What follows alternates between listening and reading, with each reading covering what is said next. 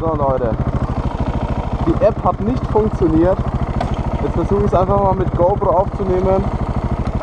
Let's go, würde ich sagen.